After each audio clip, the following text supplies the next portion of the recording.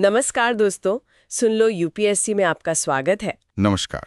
नमस्कार। आज हम इतिहास के एक ऐसे हिस्से की यात्रा पर निकल रहे हैं जहां ऊंचे ऊंचे पहाड़ हैं, गहरी घाटियां हैं और जहां प्राचीन सभ्यताएं पली बढ़ी। हाँ बिल्कुल, हम बात कर रहे हैं पूर्वी हिमालय क्षेत्र की। और खास तौर पर हम ये समझने की कोशिश करेंगे कि वहां 7वीं से 13वीं शताब्दी के बीच, मतलब उस दौर में राजनीतिक संरचनाएं कैसे उभरी, कैसे विकसित हुई। बिल्कुल, और इस पूरी चर्चा का आधार है इग्नू का स्टडी मटेरियल यूनिट 10, जिसका शीर्षक है पूर्वी हिमालय क्षेत्र में राजनीति। हाँ, और ये यूनिट जो है ये यूपीएससी की तैयारी करने वालों के लिए तो बहुत ही महत्वपूर्ण है ना? निश्चित रूप से इसे हम एक तरह से सोने की खान कह सकते हैं, क्योंकि ये सिर्फ फैक्ट्स नहीं देता, बल्कि एक समझ विकसित करता है कि भारत का जो उत्तर पूर्वी हिस्सा है उसका ऐतिहासिक विकास कैसे हुआ। तो आज की हमारी ये जो बातचीत होगी, इससे हमारे सुनने वालों को क्या-क्या जानने को मिलेगा?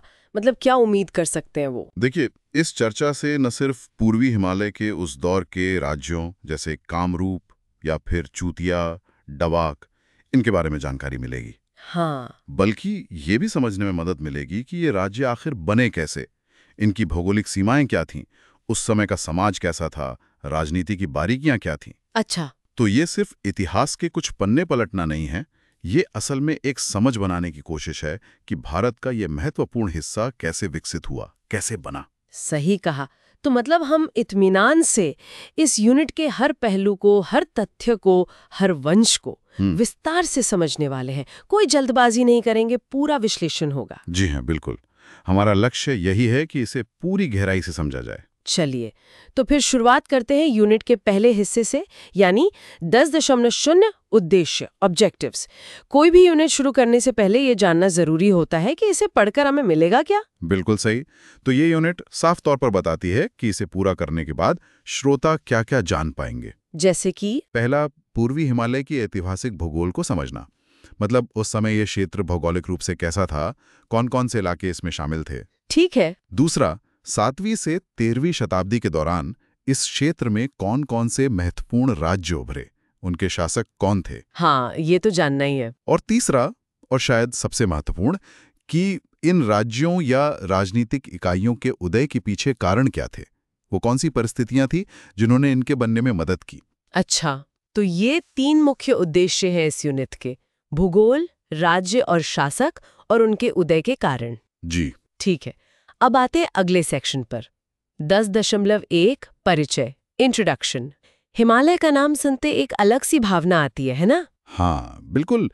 हिमालय का भारतीय मानस में एक बहुत गहरा स्थान है। हमारी लोक कथाओं में, गीतों में, कविताओं में हर जगह हिमालय का जिक्र मिलता है। कालिदास ने तो इसे पृथ्वी का मापदंड कहा था, मतलब measuring rod of the earth.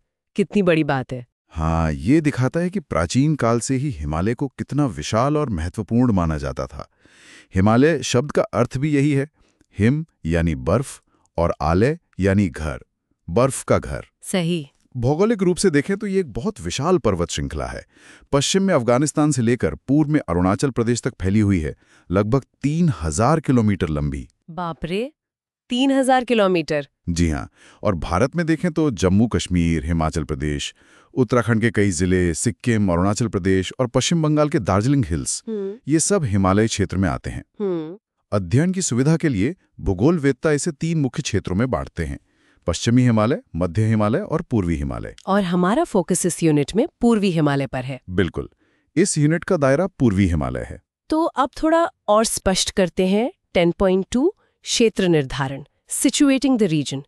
जब हम पूर्वी हिमालय कहते हैं तो इसमें कौन-कौन से इलाके आते हैं इस यूनिट के हिसाब से? देखिए, वैसे तो पूर्वी हिमालय में भूटान भी शामिल हैं, लेकिन इस यूनिट का मुख्य फोकस भारत के क्षेत्रों पर है।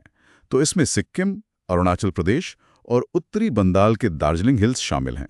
अच्छा, सिक्किम, अरुणाचल और दार्जिलिंग हिल्स। हाँ, लेकिन यहाँ एक और महत्वपूर्ण बात समझनी होगी, वो है उप हिमालयी असम का महत्व। उप हिमालयी असम मतलब असम का वो हिस्सा जो हिमालय की तलहटी में है, ब्रह्मपुत्र घाटी का इलाका। इस यूनिट में हम देखेंगे कि कई प्रमुख राज्य जैसे कामरूप इसी क्षेत्र में उभरे और फिर उनका प्रभाव और विस्तार पूर्वी हिमालय के पहाड़ी इलाकों तक हुआ। अच्छा, तो मतलब जड़ें कहीं और थीं और शाखाएं पहाड़ों तक फैलीं। हाँ, कुछ इस तरह समझ सकते हैं। और यहीं पर वो बात फिर से आती है जो हमने पहले कही थी, सीमाओं की। हाँ, वो आधुनिक सीमाएं बनाम उस काल की स्थिति। बिल्कुल। आज हम जिन देशों और राज्यों की सीमाओं को देखते हैं वो बहुत स्थिर और परिभाषित लगती हैं।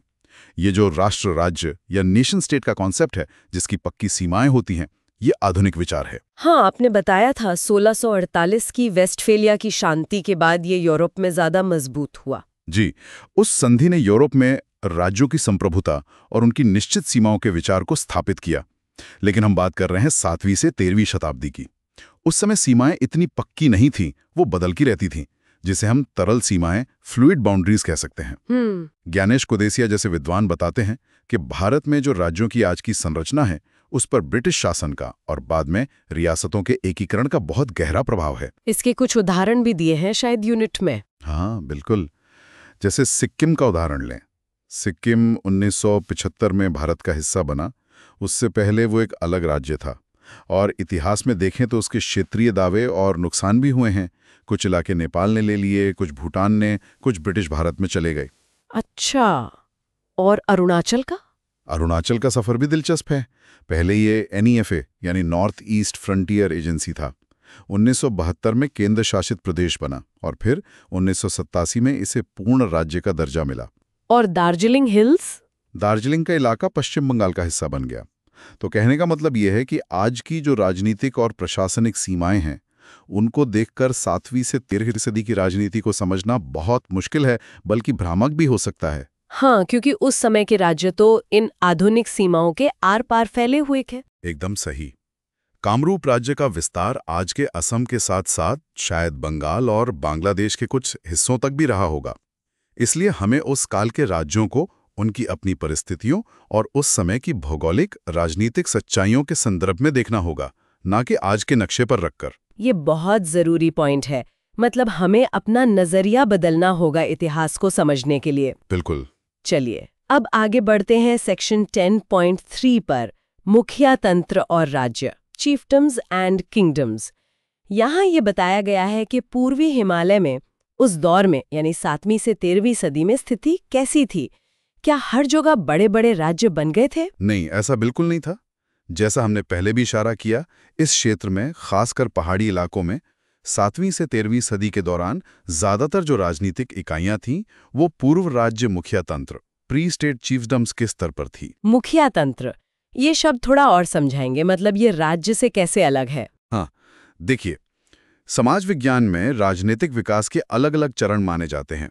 सबसे सरल शायद कबीलाई समाज होते हैं, फिर धीरे धीरे जनसंख्या बढ़ती है, संसाधन बढ़ते हैं, तो कुछ कबीले मिलकर या एक ही कबीला विकसित होकर मुखिया तंत्र बनाता है। अच्छा। इसमें एक मुखिया या चीफ होता है जिसके पास कुछ अधिकार होते हैं, शायद कुछ सहायक भी होते हैं। समाज में थोड़ा ऊंच नीच का भाव भी आ जाता है, लेकिन इसमें राज्य जैसी स्थायी नौकरशाही वाली प्रशासनिक व्यवस्था, एक स्थायी सेना, कानून बनाने और लागू करने की एक व्यवस्थित प्रणाली, ये सब पूरी तरह विकसित नहीं हुई होती। ये राज्य बनने से पहले की स्थिति है एक तरह से। तो मतलब पूर्वी हिमालय के पहाड़ी इलाकों में ज्यादातर ऐसी व्यवस्था थी उस समय? हाँ, मोटे तौर पर कह सकते हैं। अब इसके उदाहरण देखते हैं, जैसे सिक्किम। हाँ, सिक्किम का जिक्र पहले भी आया था। सिक्किम का जो प्रामाणिक या लिखित इतिहास है, वो असल में 17वीं सदी से शुरू होता है, जब पहले चौग्याल यानी राजा का राज्याभिषेक हुआ 1642 में। 1642 मतलब हमारे आलोच्य काल 7वीं 13वीं सदी से काफी बाद में। जी हाँ, काफी बाद में। उससे पहले का जो समय है उसके बारे में जानकारी बहुत अस्पष्ट है। कुछ जानकारी 16वीं सदी में भूटिया लोगों के तिब्बत से आकर बसने और वहां के मूल निवासी माने जाने वाले लेप्चा लोगों के साथ उनके संपर्क से जुड़ी हुई मिलती है। तो 7वीं से 13वीं सदी के बीच सिक्किम में क्या था, ये कैसे पता चलता है? इसकी जानकारी मुख्य रूप से लेप्चा लोगों की जनजातीय परंपराओं और लोक कथाओं पर आधारित है। माना जाता है कि लेप्चा वहां के शुरुआती निवासी थे। हाँ। उनकी लोक कथाओं में एक ढीले ढाले जनजातीय संगठन का जिक्र मिलता है। उनके पहले नेता या मुखिया का नाम पुनु तुर्वे बताया जाता है और अंतिम लेप्चा राजा का नाम तुबा अथक पुनु कहा जाता है। तुबा अथक पुनु? हाँ, लेकिन इनका शासनकाल कब था ये निश्चित रूप से पता नहीं है। तो आप देख सकते हैं कि इस दौर में सिक्किम में कोई संगठित राज्य जैसी संरचना शायद नहीं थी, बल्कि मुखिया तंत्र जैसी व्यवस्था रही होगी। जबकि उसी समय उप हिमालय क्षेत्र जैसे कामरूप में राज्य बन चुके थे। बिल्कुल, ये एक महत्वपूर्ण अंतर है। जहां घाटी में राज्य विकसित हो रहे थे, वहीं पहाड़ों में ज्यादातर मुखिया तंत्र या वंश आधारित समाज थे। अब बात करते हैं अरुणाचल प्रदेश की। इसकी सीमाएं तो कई राज्यों और देशों से लगती हैं। असम, नागालैंड, म्यांमार, भूटान, तिब्बत। यहाँ क्या स्थिति थी 7वीं से 13वीं सदी में? अरुणाचल में भी विविधता थी। यहाँ भी अलग अलग तरह के मुखिया तंत्र और कहीं कहीं छोटे राज्य भी मौजूद थे। यूनिट इसे 2 भागों में बांट कर देखती है, पश्चिमी अरुणाचल और पूर्वी अरुणाचल। ठीक है, पहले पश्चिमी अरुणाचल की बात करते हैं। पश्चिमी अरुणाचल का जो मोन्यूल क्षेत्र है, ये मोनपा जनजाति के लोगों का इलाका माना जाता है। मोन्यूल क्षेत्र, मोनपा लोग, ठीक है। यहाँ का इतिहास काफी दिलचस्प है। बताया जाता है कि 9वीं शताब्दी के आसपास तिब्बत से एक निर्वासित राजकुमार यहाँ आया। निर्वासित राजकुमार? हाँ, उसने आकर खुद को मोन्यूल का राजा घोषित कर दिया और अपनी स्थिति मजबूत करने के लिए उसने कई किले बनवाए। कहते हैं कि उन किलों के खंडहर आज भी वहां मौजूद हैं। अच्छा। अब जब राजकुमार आया तो उसके साथ उसके अधीनस्थ, उसके सैनिक और उनके परिवार भी आए होंगे और यहीं बस गए। हाँ, जाहिर है। इससे वहां एक खास तरह की वंश संरचना विकसित हुई। समाज 2 मुख्य वंशों में बट गया। एक थे वरिष्ठ वंश। ये वो लोग थे जो खुद को उस राजकुमार या उसके परिवार का वंशज मानते थे। हाँ, और दूसरे थे कनिष्ठ वंश। ये उन अधीनस्थों या सैनिकों के वंशज थे जो राजकुमार के साथ आए थे। कनिष्ठ वंश, सैनिकों और अधीनस्थों के वंशज। बिल्कुल। तो ये एक तरह की सामाजिक और राजनीतिक हायरार्की बन गई जो वंश पर आधारित थी। ये तो काफी रोचक है। क्या बाद में इस पर तिब्बत का प्रभाव रहा? मध्यकाल में, यानी हमारे आलोच्य काल के बाद, मोन्यूल क्षेत्र पर तिब्बत का प्रशासनिक नियंत्रण बढ़ गया। लहासा से यहाँ प्रशासन चलाया जाने लगा और उन्होंने एक कर भी लगाया जिसे ख्रे कहा जाता था। ख्रे, ये किस तरह का कर था? यूनिट में इसका बहुत विस्तार नहीं है, लेकिन ख्रे तिब्बती व्यवस्था में अक्सर श्रम या उपज के रूप में लिए जाने वाले कर को दर्शाता है। ये दिखाता है कि मोन्यूल क्षेत्र धीरे धीरे तिब्बती राजनीतिक व्यवस्था के प्रभाव में आ गया था। ये तो हुई पश्चिमी अरुणाचल की बात। अब पूर्वी अरुणाचल की तरफ चलते हैं। यहाँ चूटिया राज्य का जिक्र है। हाँ, चूटिया राज्य। इनके बारे में एक बात ध्यान रखनी होगी कि इनका प्रारंभिक अस्तित्व तो शायद पहले से था, लेकिन ये एक प्रमुख शक्ति के रूप में मध्य 14वीं शताब्दी के आसपास उभरे। अच्छा, मतलब हमारे कालखंड 7वीं 13वीं सदी के अंत के बाद। हाँ, ज्यादातर इनकी प्रमुखता उस दौर के बाद दिखती है। इसका एक प्रमाण ये भी है कि जो अहोम लोग बाद में असम में बहुत शक्तिशाली हुए, उनके शुरुआती इतिहास में चुतिया लोगों का ज्यादा जिक्र नहीं मिलता। इनकी उत्पत्ति के बारे में क्या पता है? ये कौन लोग थे? माना जाता है कि ये बोडो भाषाई समूह से संबंधित थे, जो तिब्बती बर्मी भाषा परिवार का हिस्सा। बोडो? हाँ, असम और आसपास के क्षेत्रों का एक प्रमुख भाषाई समूह। बिल्कुल। ऐसा संभव है कि ये मूल रूप से ब्रह्मपुत्र घाटी के उत्तर की पहाड़ियों के निवासी थे, शायद दिबांग घाटी का उत्तर पश्चिमी भाग, और फिर ये अहोमों के आने से पहले ही मैदानी इलाकों में आ गए। एक विद्वान है जे यूनशिन। उनका मत है कि चुतिया लोगों का ये जो स्थान परिवर्तन हुआ, मतलब पहाड़ों से मैदानों में आना, ये उनके राजनीतिक परिवर्तन से भी जुड़ा था। शायद इसी प्रक्रिया में वो मुखिया तंत्र से राज्य की ओर बढ़े। अच्छा, मतलब भौगोलिक बदलाव ने राजनीतिक विकास को भी प्रभावित किया। हाँ, ऐसा उनका मानना है। इनका मुख्य केंद्र सदिया था, जो आज के पूर्वी असम में है, लेकिन इनका नियंत्रण आधुनिक अरुणाचल प्रदेश के जो पास के इलाके हैं उन पर भी था। इनके बारे में जानकारी के स्रोत क्या है? देखिए, इनके शुरुआती दौर के बारे में जानकारी थोड़ी कम है। बाद के समय के कुछ अभिलेख मिलते हैं, खासकर सदिया और उत्तरी लखीमपुर जिले से। इन अभिलेखों में ब्राह्मणों को भूमि दान देने का जिक्र है और कुछ राजाओं के नाम भी मिलते हैं। कौन कौन से राजाओं के नाम पता चले हैं? जे ई शिन ने कुछ राजाओं की एक सूची पुनर्निर्मित करने की कोशिश की है। इसमें नाम आते हैं नंदिन, जिन्हें नंदीश्वर भी कहा गया है, फिर सत्यनारायण, जिनका दूसरा नाम रत्न नारायण भी मिलता है। नंदिन या नंदीश्वर और सत्यनारायण या रत्न नारायण। हाँ, इनके अलावा लक्ष्मी नारायण, दुर्लभ नारायण, धर्म नारायण, प्रत्यक्ष नारायण और यश नारायण या यम नारायण। लक्ष्मी नारायण, दुर्लभ नारायण, धर्म नारायण, प्रत्यक्ष नारायण, यश नारायण या यम नारायण, ये नाम याद रखने होंगे। जी हाँ, ये नाम चूतिया राज्य के इतिहास को समझने में महत्वपूर्ण है, भले ही उनका प्रमुख उदय 14वीं सदी में हुआ हो। चूतिया के अलावा एक और राज्य का जिक्र आता है, डवाक राज्य, डवाका किंगडम। इसके बारे में क्या जानकारी है? डवाक के बारे में जानकारी बहुत ही सीमित है, क्योंकि इसके स्रोत बहुत कम उपलब्ध हैं। अच्छा। इसका सबसे महत्वपूर्ण और शायद सबसे पुराना विश्वसनीय जिक्र मिलता है 4वीं शताब्दी के समुद्रगुप्त के इलाहाबाद स्तंभ शिलालेख में। हाँ, वो प्रसिद्ध प्रयाग प्रशस्ति, उसमें तो कई राज्यों का जिक्र है। बिल्कुल, उसी में डवाक को गुप्त साम्राज्य के एक सीमांत राज्य फ्रंटियर किंगडम के रूप में गिनाया गया है। तो इसकी लोकेशन क्या मानी जाती है, ये कहाँ था? माना जाता है कि ये आज के असम की कपिली नदी घाटी, कपिली वैली के क्षेत्र में स्थित था। कपिली घाटी? हाँ, लेकिन ये राज्य ज्यादा समय तक स्वतंत्र नहीं रहा।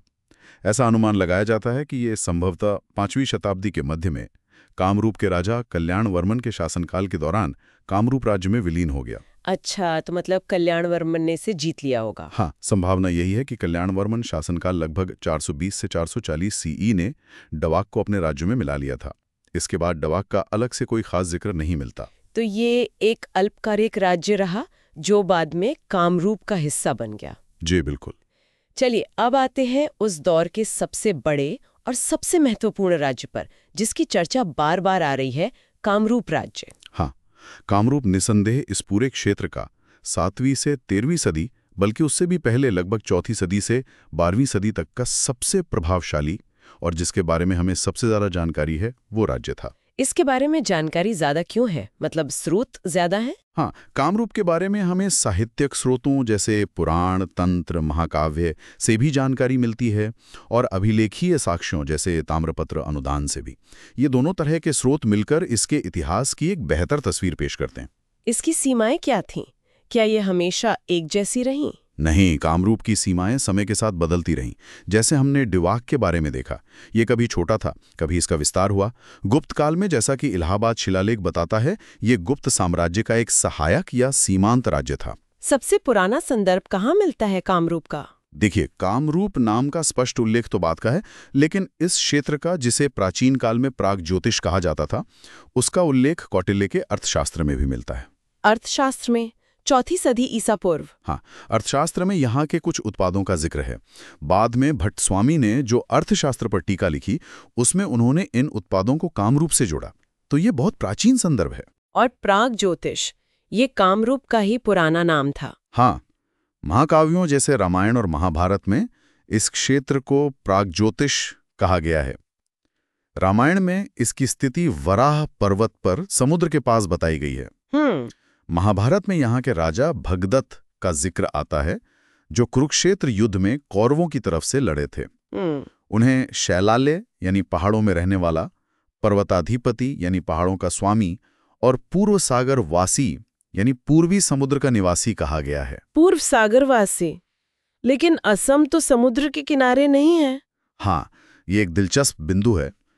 एस.एल. बरुआ जैसे इतिहासकार इसकी व्याख्या करते हुए कहते हैं कि शायद वराह पर्वत असम रेंज को दर्शाता है और दक्षिण में जो समुद्र का जिक्र है वो शायद ब्रह्मपुत्र नदी के विशाल मुहाने को इंगित करता हो, जो उस समय शायद बंगाल की खाड़ी से सीधे जुड़ा हुआ महसूस होता हो। अच्छा, ये एक संभावित व्याख्या है। भगदत्त की सेना में चीन, तिब्बती बर्मी लोग, किरात, पहाड़ी जनजातियां और समुद्र तट के निवासियों का भी उल्लेख है।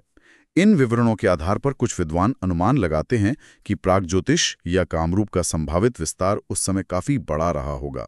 शायद आज के असम, कूचबिहार, जलपाईगुड़ी, रंगपुर, बोगरा, मयमनसिंह, ढाका, त्रिपुरा, पबना के कुछ हिस्से और शायद नेपाल का भी कुछ भाग इसमें शामिल रहा हो। बाप रे, ये तो बहुत बड़ा क्षेत्र हो गया। हाँ, ये महाकाव्यों पर आधारित अनुमान है। क्या प्रागज्योतिष और कामरूप बिल्कुल एक ही थे, ये कहना मुश्किल है, लेकिन प्रागज्योतिष निश्चित रूप से उस क्षेत्र को दर्शाता था जहां बाद में कामरूप राज्य स्थापित हुआ। बाद के ग्रंथों में भी इसका जिक्र है। हाँ, कालिका पुराण और योगिनी तंत्र जैसे ग्रंथों में कामरूप का भौगोलिक विवरण मिलता है। इनमें करतोया नदी को इसकी पश्चिमी सीमा बताया गया है। करतोया नदी आज भी बंगाल और असम के क्षेत्र में बहती है। तो ये राज्य शक्तिशाली कब बना? शुरुआत में तो ये गुप्तों का सीमांत राज्य था। हाँ, सुचंद्र घोष जैसे विद्वान मानते हैं कि 4वीं-5वीं सदी में ये एक छोटा सीमांत राज्य ही था। लेकिन 6ठी सदी के पूर्वार्ध में जब राजा नारायण वर्मन ने 2 अश्वमेध यज्ञ किए, तो ये उसकी बढ़ती हुई शक्ति और स्वतंत्रता का एक स्पष्ट संकेत था। अश्वमेध यज्ञ वही राजा करता था जो खुद को बहुत शक्तिशाली और संप्रभु मानता हो। हाँ, ये तो शक्ति प्रदर्शन का प्रतीक था। अब आते हैं कामरूप पर शासन करने वाले राजवंशों पर। यूनिट में बताया गया है कि यहाँ 3 प्रमुख राजवंशों ने शासन किया। जी हाँ, कामरूप के इतिहास में हमें मुख्य रूप से 3 राजवंशों का शासन देखने को मिलता है।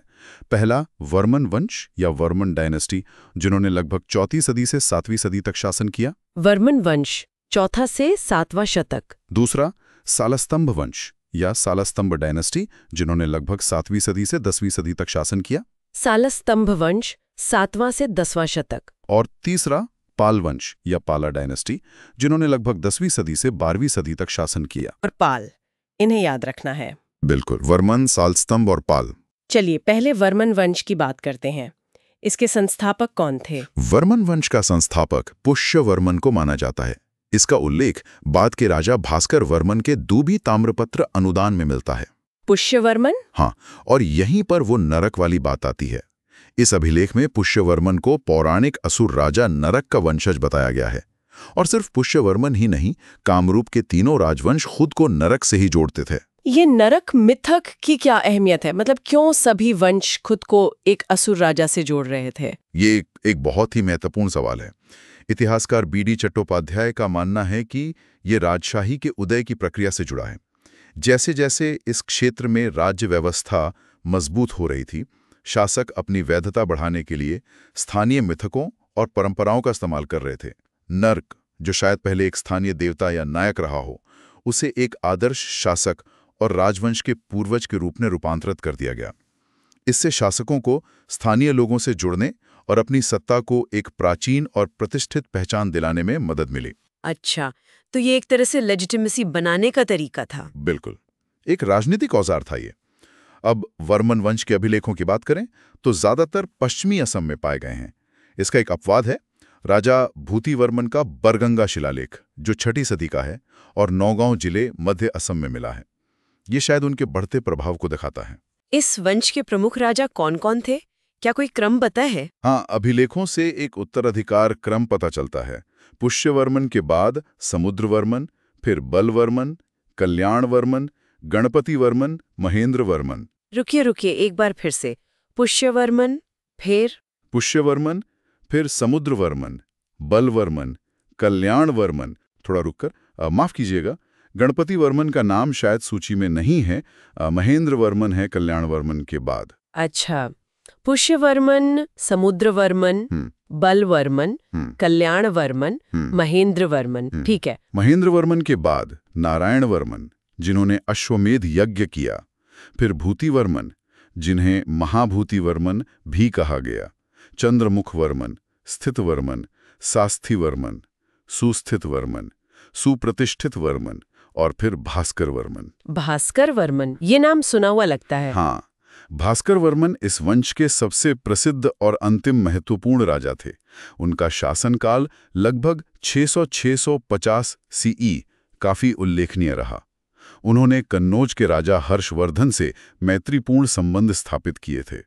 चीनी यात्री हुएंतसांग भी उनके समय में कामरूप आया था। अच्छा, हुएंतसांग भी आया था। जी, इस वंश के शासनकाल में कुछ मुख्य घटनाएं हुई।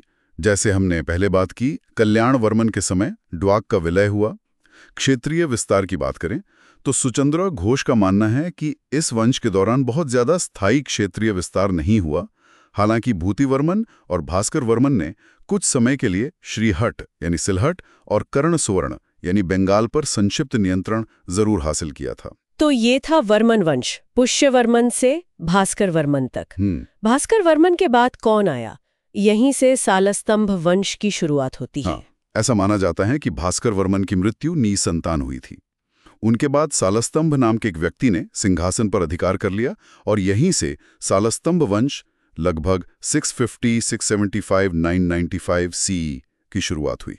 सालस्तंभ तो ये वर्मन वंश के नहीं थे? नहीं, इनकी उत्पत्ति को लेकर काफी बहस है। इन्हें अक्सर गैर आर्य मूल का माना जाता है। बाद के पाल वंश के राजा रत्नपाल के बरगांव अनुदान में सालस्तंभ को म्लेच्छों का महान प्रमुख, ग्रेट चीफ ऑफ द म्लेच्छर्स कहा गया है। म्लेच्छ, इस शब्द का क्या अर्थ है यहाँ? क्या ये अपमानजनक शब्द था? देखिए, प्राचीन और मध्यकालीन भारत में म्लेच्छ शब्द का प्रयोग अक्सर उन लोगों या समूहों के लिए किया जाता था जो पारंपरिक आर्य या वैदिक सामाजिक व्यवस्था और संस्कृति से बाहर माने जाते थे। ये विदेशी हो सकते थे या फिर स्थानीय गैर संस्कृतिष्ठ जनजातीय समूह भी हो सकते थे। इसका अर्थ हमेशा अपमानजनक हो ये जरूरी नहीं, लेकिन ये अन्य या बाहरी होने का संकेत जरूर देता था। तो सालिस्थम को म्लेच्छ प्रमुख कहने का मतलब क्या हुआ? ये इस बात का संकेत हो सकता है कि सालिस्थम शायद किसी स्थानीय जनजाति समूह से आए थे जिन्होंने राजनीतिक सत्ता हासिल कर ली थी। उनके गैर आर्य होने के कुछ और संकेत भी मिलते हैं, जैसे इस वंश के कुछ राजाओं के नाम और उनके कुल देवता का नाम हाटक या हेतुक सुलीन, जो शायद कोई स्थानीय शैव रूप थे। हालांकि एस.एल. बरुआ जैसे इतिहासकार ये भी मानते हैं कि हो सकता है सालस्तंभ भी पुष्यवर्मन की तरह ही एक हिंदूकृत म्लेच्छ रहे हों। मतलब उन्होंने सत्ता पाने के बाद हिंदू धर्म और परंपराओं को अपना लिया हो।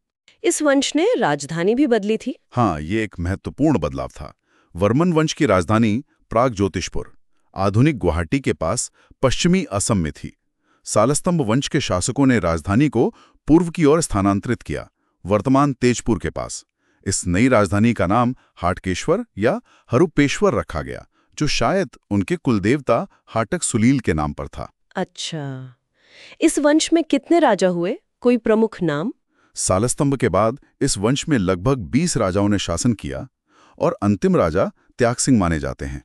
बीच के कुछ राजाओं के नाम अज्ञात हैं या क्रम स्पष्ट नहीं है, जैसे विग्रह या विजय, पालक, कुमार, वज्रदेव। एक महत्वपूर्ण राजा थे श्री हर्षदेव, लगभग 725 से 750 सीई, जिनका शासन काफी शानदार माना जाता है। फिर बलवर्मन द्वितीय और उनके उत्तराधिकारी हुए। प्रलंभ नाम के राजा का जिक्र मिलता है, जो बंगाल के पाल वंश के संस्थापक गोपाल के समकालीन थे। वनमालव वर्मदेव के अनुदान में प्रलंभ की प्रशंसा की गई है। और कौन प्रमुख थे? हर्जर वर्मन, लगभग 815 से 832 सीई, एक महत्वपूर्ण शासक थे। उनके हायुंथल अनुदान और तेजपुर शिलालेख मिले हैं। फिर वनमाल वर्मदेव लगभग 832 से 855 आए, जो काफी शक्तिशाली राजा माने जाते हैं। उन्होंने परमेश्वर, परम भट्टारक, महाराजाधिराज जैसी उपाधियां धारण की। परमेश्वर, परम भट्टारक, महाराजाधिराज, ये तो बहुत बड़ी उपाधियां हैं। हाँ, ये उनके गौरवशाली राज्य और बढ़ती हुई शक्ति का संकेत देती हैं। ऐसा संभव है कि उन्होंने गौड़, बंगाल के कमजोर शासक विग्रहपाल से कुछ क्षेत्र वापस जीता हो। अच्छा। वनमाल के बाद जयमाल, फिर बलवर्मन तीसरा, लगभग 880-990 सीई आए। बलवर्मन तीसरा इस वंश के अंतिम महत्वपूर्ण राजा माने जाते हैं, जिनके बारे में हमें अभिलेखीय साक्ष्य मिलते हैं। उनके उत्तर बरबिल अनुदान, नौगांव अनुदान और उलूबाड़ी ताम्रपत्र मिले हैं। उत्तर बरबिल अनुदान, नौगांव अनुदान, उलूबाड़ी ताम्रपत्र, ये बलवर्मन तीसरे के हैं। जी, बलवर्मन तीसरा और अंतिम राजा त्यागसिंह के बीच के समय के बारे में साक्ष्य कम है।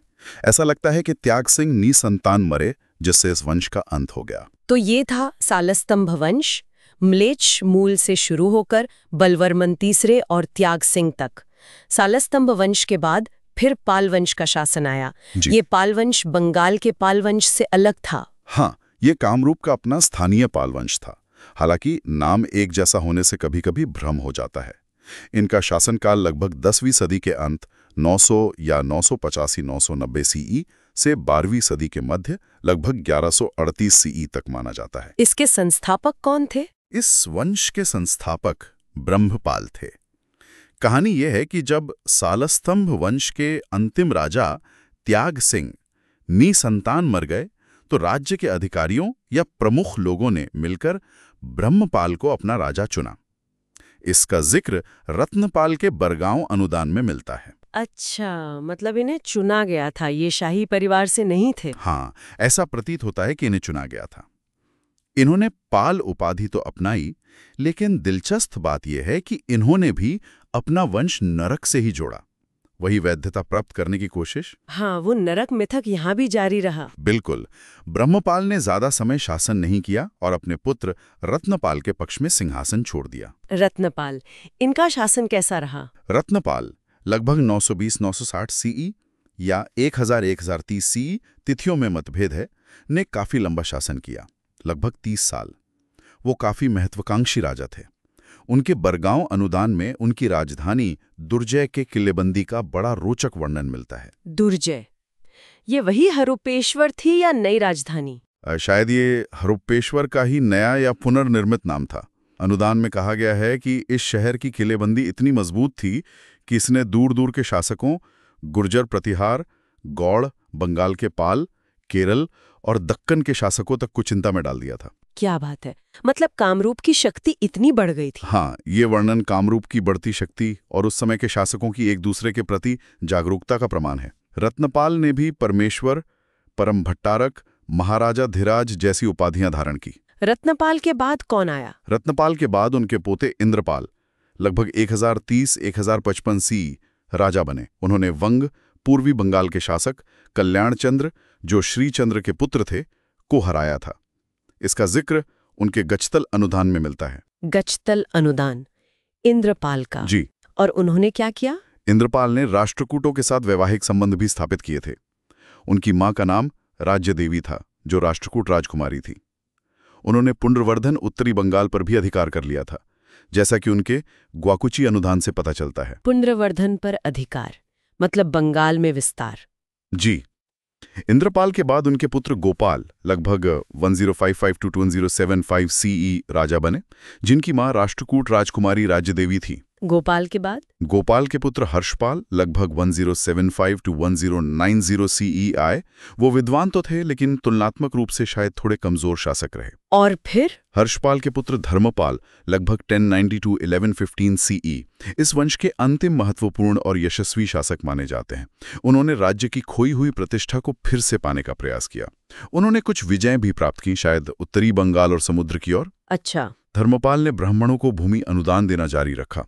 उनका एक महत्वपूर्ण अनुदान है शुभंकर पाटक अनुदान।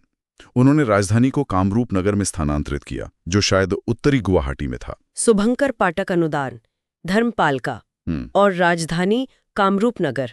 हाँ। धर्मपाल के बाद जयपाल का नाम मिलता है, जो इस वंश के अंतिम ज्ञात शासक हैं।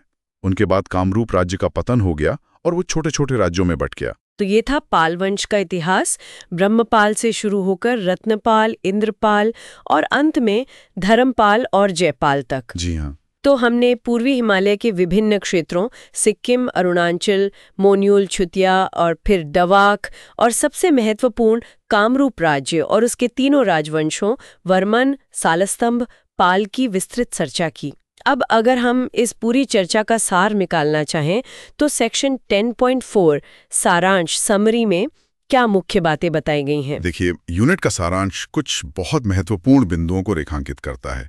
पहली और सबसे अहम बात यह है कि 7वीं से 13वीं शताब्दी के दौरान पूर्वी हिमालय क्षेत्र में राज्यों का उदय कोई सार्वभौमिक प्रक्रिया नहीं थी। मतलब ऐसा नहीं था कि हर जगह एक जैसे राज्य बन गए। हाँ, हमने देखा कि कहीं मुखिया तंत्र थे, कहीं वंश आधारित समाज। बिल्कुल। कुछ क्षेत्रों में जैसे कामरूप और डवाक, हालांकि डवाक जल्दी विलीन हो गया, राज्य अपेक्षाकृत जल्दी विकसित हुए।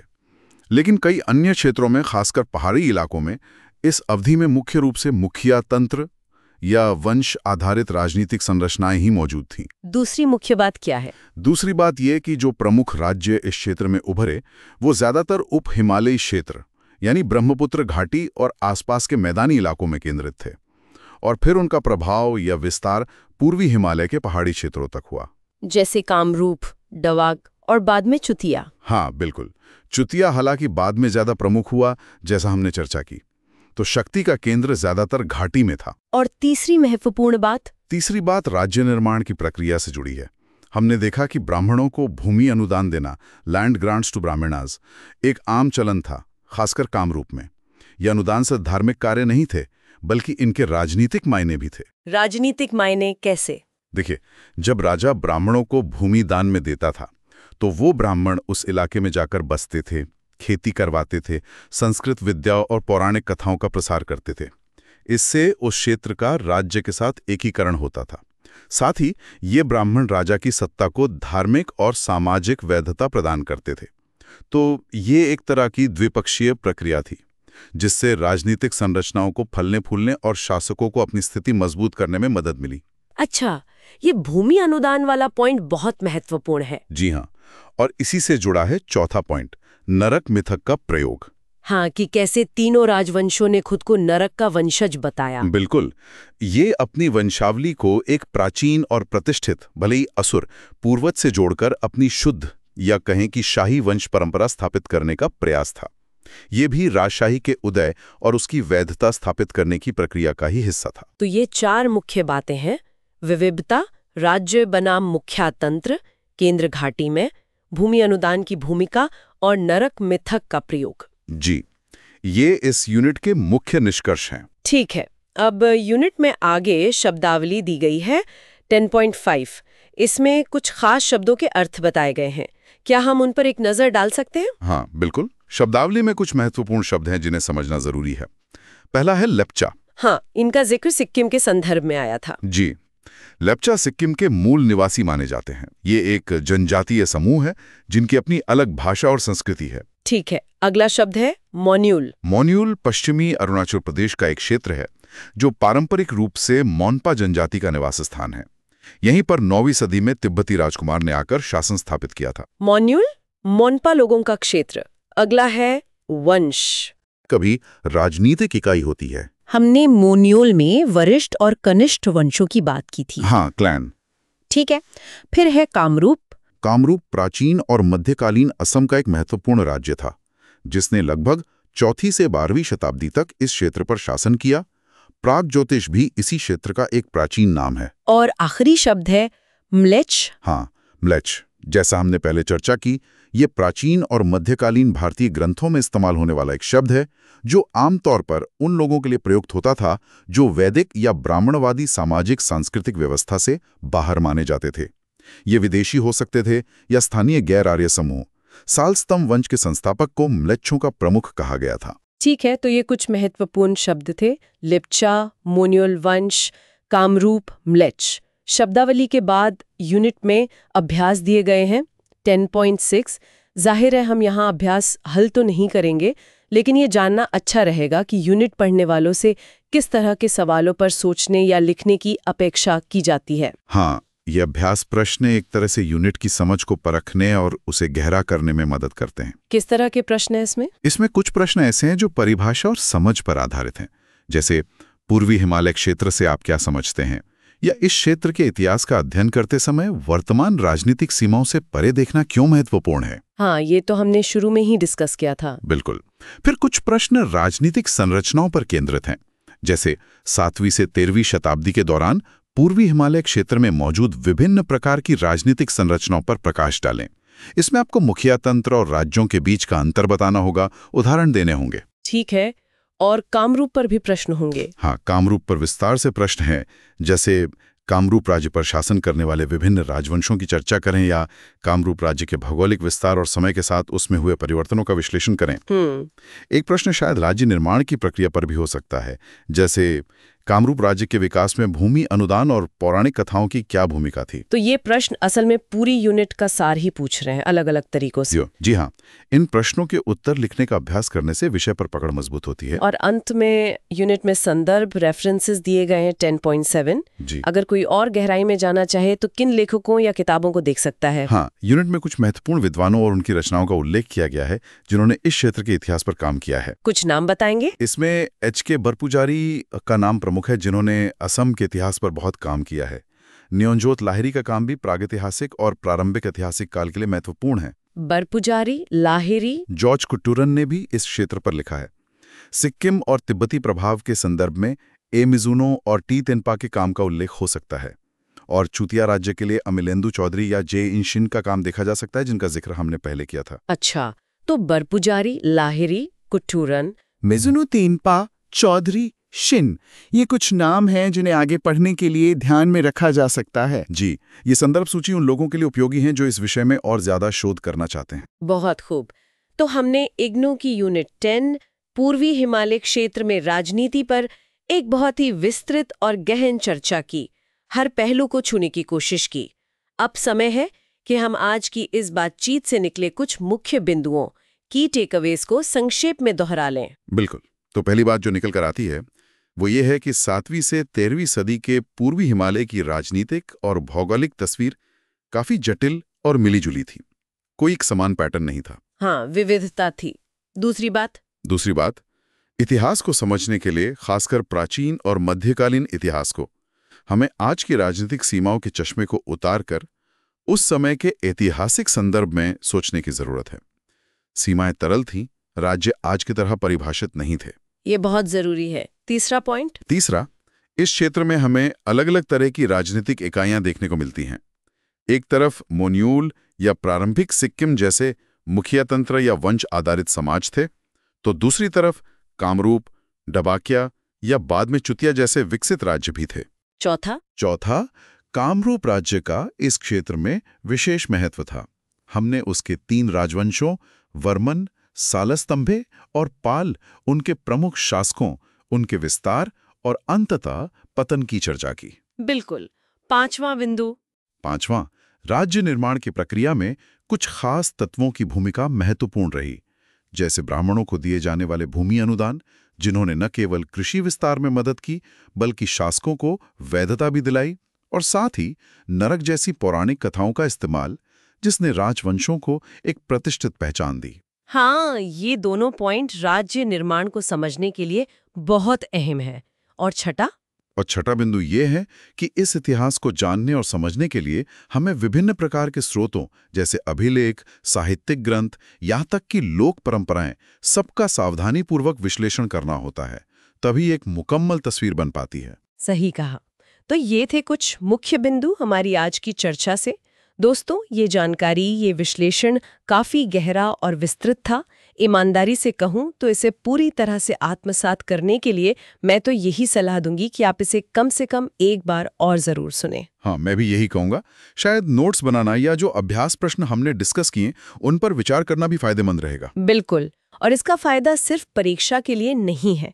हाँ, यूपीएससी के लिए तो ये यूनिट बहुत महत्वपूर्ण है ही। प्रीलिम्स के लिए आपको फैक्ट्स मिलेंगे और मेंस में क्षेत्रीय इतिहास, राज्य निर्माण की प्रक्रिया, समाज और संस्कृति जैसे विषयों पर एक गहरी समझ विकसित होगी जो आपको अच्छा उत्तर लिखने में मदद करेगी। सही बात है। लेकिन उससे भी बढ़कर सामान्य जीवन में भी अपने देश के इस खूबसूरत और महत्वपूर्ण हिस्से के इतिहास को जानना, समझना आपको एक ज्यादा जागरूक और संवेदनशील नागरिक बनाता है। निश्चित रूप से इतिहास हमें हमारी जड़ों से जोड़ता है। तो दोस्तों, अगर आपको ये विस्तृत चर्चा पसंद आई, अगर आपको लगा कि हाँ, आज कुछ नया और गहराई से सीखा, तो फिर इंतजार किस बात का? इस वीडियो को जल्दी से लाइक कर दीजिए और इसे अपने दोस्तों के साथ, खासकर उन दोस्तों के साथ जो यूपीएससी या अन्य प्रतियोगी परीक्षाओं की तैयारी कर रहे हैं, उनके साथ शेयर करना बिल्कुल ना भूलें। नीचे कमेंट करके हमें जरूर बताएं कि आपको इस चर्चा में सबसे दिलचस्प बात क्या लगी, या अगर आपके मन में कोई सवाल है, कोई जिज्ञासा है, तो वो भी जरूर पूछिए। हम आपके कमेंट्स पढ़ते हैं और कोशिश करेंगे कि उनका जवाब दे सकें। और सबसे जरूरी बात, अगर आपने अभी तक हमारे YouTube चैनल सुन लो यूपीएससी को सब्सक्राइब नहीं किया है तो अभी कर लीजिए और वो बेल आइकन भी दबा दीजिए ताकि हमारी कोई भी ज्ञानवर्धक चर्चा आपसे छूटे नहीं। अगली बार हम फिर हाजिर होंगे एक और महत्वपूर्ण विषय पर इसी तरह की विस्तृत चर्चा के साथ। तब तक पढ़ते रहिए, सीखते रहिए और आगे बढ़ते रहिए। जय हिंद। जय हिंद।